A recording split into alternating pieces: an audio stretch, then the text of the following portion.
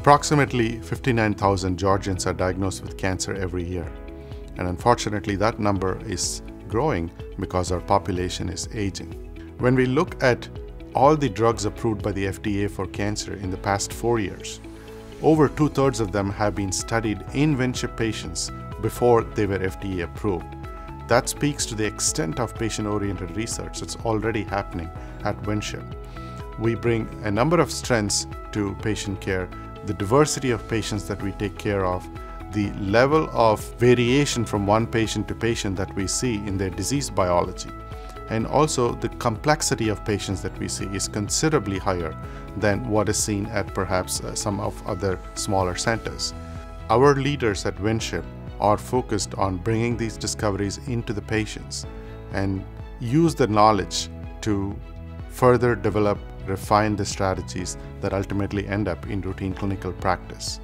As we looked at how Winship can be better equipped to care for the increasing burden of cancer in the state, the Winship at Midtown came across as a transformational opportunity. And this was brought to life because of a generous philanthropic gift from the Woodruff Foundation.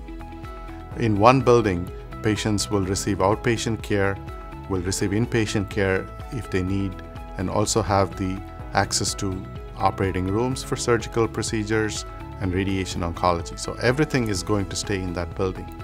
Patients will also have survivorship-related interventions that can be provided in that building.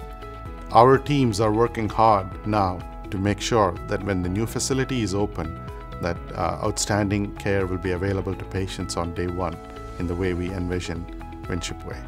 As patients go through their cancer journey, there are certainly unexpected events that happen.